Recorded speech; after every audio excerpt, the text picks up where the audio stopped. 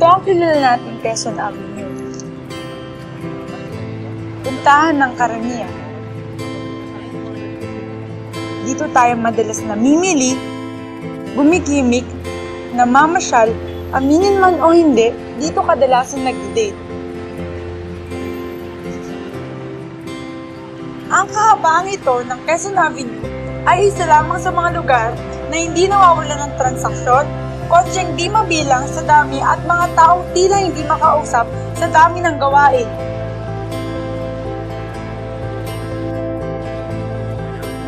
Kung mapapansin ay karaniwang lugar lang ito sa mga dumadayo at naninirahan dito.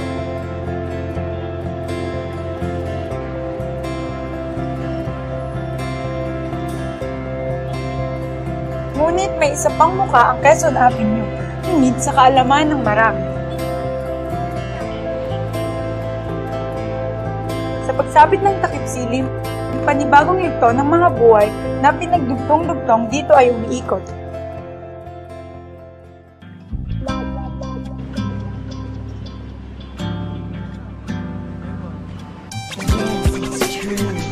For only $2.95 a minute, I will leave you breathless.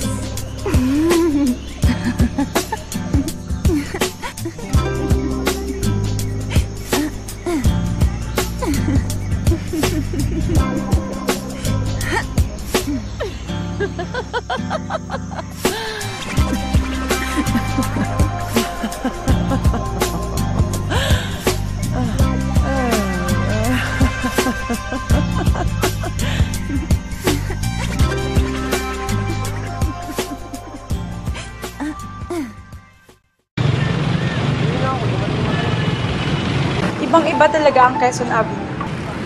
Mukhang hindi na natatapos ang gawain dito.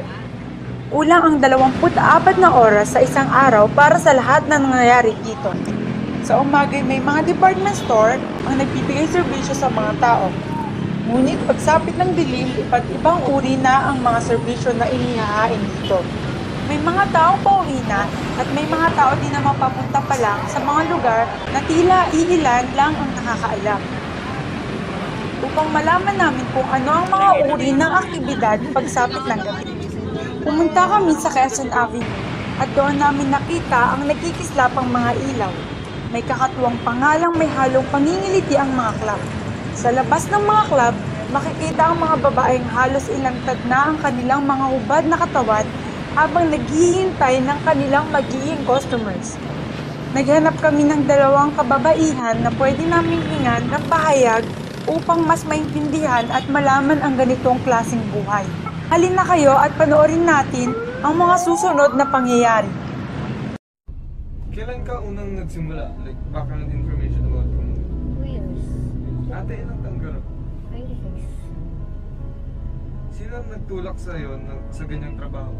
Nanay ko, sabi niya kaysa naman na asawa ko ulit, hindi, maganda yung trabaho na lang ako at magkakapera ko para sa mga anak ko.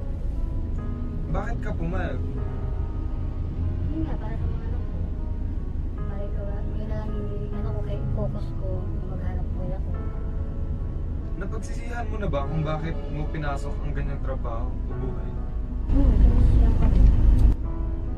Nakakamagkano ka sa isang gabi? Ano ang pinakamataas at pinakamababa mo kita? Mataas 3.5, pinakamababa 1.8. Hindi ka ba natatakot sa mga pwedeng mangyari sa'yo? Natatakot eh.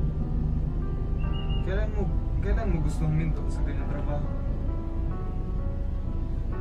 Pag kayo nakaipon, kasi hindi naman basta-basta makamanito, lalo na may anak din ako. At yung ang dami kong obligasyon. Gusto ko rin na makaipon. Bakit pumayag ang magulang mo at pasukan mo ang ganyang trabaho? Sa hirap ng buhay.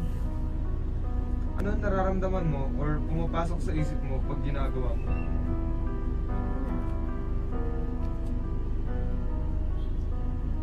Nakakailang customer ka sa isang gabi? 2, 3. Sapat ba ang kinikita mo para buhayin ang pamilya mo? Sapat naman. Pinagsisisihan mo ba ang ganyang trabaho? Oo. May pagkakataon ba na nahihiya ka sa ibang tao na kakilala ka? Nahihiya ako, lalo na siyempre. Kung lalo na yung kapitbahay namin nakakita, nakakahiya. Hindi ka ba nahihiya sa anak mo kapag nagagawa mo? Nahihiya rin. Kaya pag minsan tinatanong ako ng anak ko kung saan ako pupunta, sa pagpapasok ko, call center. Nakaka-apekto ba ito sa paniniwala mo sa Diyos? Oo, In what way po? nakakakonsensya. Naisip mo ba na labag ito sa utos ng Diyos? Oo, labag na labag talaga. Pero bakit hindi mo rin nagagawa mo? Yun nga, para sa anak ko. Lalo na hindi naman ito nakatapos. Upang malaman namin ang kabuoang kwento ng buhay ni Jenny, hindi niya tunay na pangalan. Hiningan din namin ng panig ang kanyang nanay na umano'y katrabaho nito na itatago natin sa pangalang Rosana. Bakit ka pumayag na pasukin ng anak mo ang ganyang trabaho? Ito ng buhay kasi kailangan. Sa hirap ng buhay. Kailan ka nag-umpisa? Nung may anak ka na o wala? May anak na 20 years. Sa mga customer mo, nabuntis ka na ba at kilala mo ba ang tatay? Kung oo, ano ginawa mo? Hindi pa naman Hindi ka ba natatakot sa ganyang trabaho para sa anak mo? natakot. Siyempre, baka magkasakit. Hindi mo ba pinigilan or pinahinto ang anak mo sa ganyang trabaho? Pinigilan din. Kaso siyempre, sa hirap ng buhay. Yung sa mga anak mo. Nakakamagkano ka gabi-gabi? Pinakamababa at pinakamagkano? Minsan nakatupay. Kaya nakalit. Sapat ba ang kita mo para sa mga pangangailangan sa bahay? Sapat naman. Hindi ka ba natatakot sa mga pwedeng mangyari sa inyo ng anak mo? Natatakot din. Sa mga anong bagay po? Disgrasya.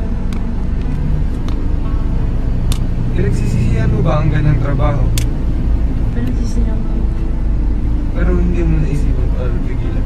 Naisipan din, pero siyempre wala pa sapat na pangarap ng buhay.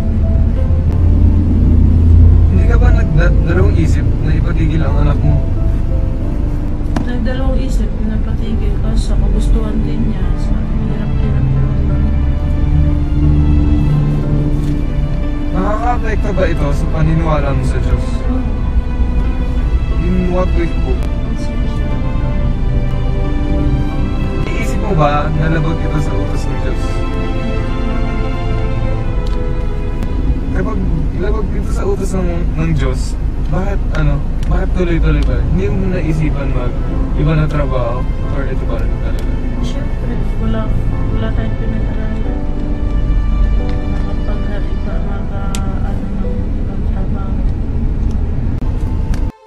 Dahil sobrang mahiyain ang dalawang Magdalena na aming hiningan ng panig, kami ay nakakuha lamang ng diretsong sagot mula sa kanila na walang pagpapalawak. Ang anak sa mag-ina na si Jenny, na hindi niya tunay na pangalan, ay may anak din na bata pa lang. Ayon kay Jenny, tuwing gabi sa kanyang pagpasok sa kanyang trabaho, imbis na sabihin ng totoo sa kanyang nag-iisang anak, inailangan niyang itago ito at ang pagkakaalam ng kanyang anak sa call center siya nagtatrabaho. Kabaligtaran naman ng sagot na ito nang tinanong namin ang nanay na itinatago namin sa pangalang Rosana.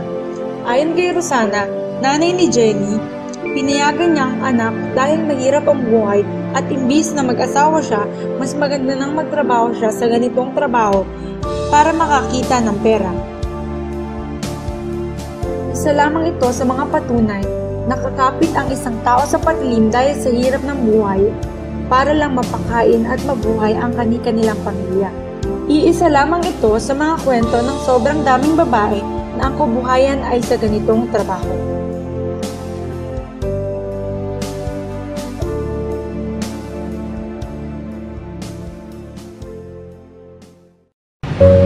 Sana masuportahan sila ng gobyerno para makahanap ng magandang trabaho.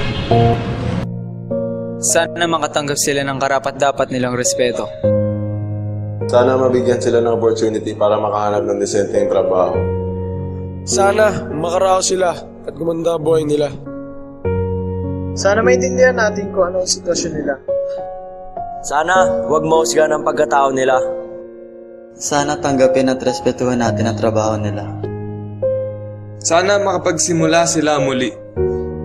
Sana ipagdasal natin na walang mangyari sa kanilang masama. We don't judge. We don't judge. We don't judge. We don't judge. We understand. We understand. We understand. We understand.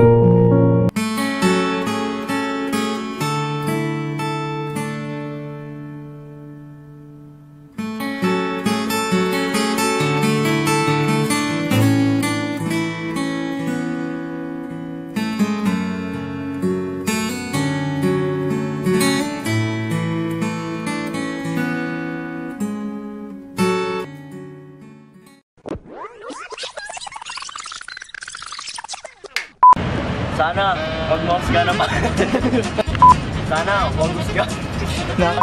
Bakit buko din? Ano?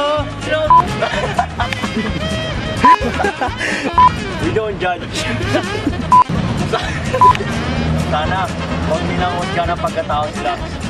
Ano daw? Ayos tayo, pre. Sana huwag mahusga ng pagkatao nila. Wow! We don't stop. We understand. Ha? Ay, na horror.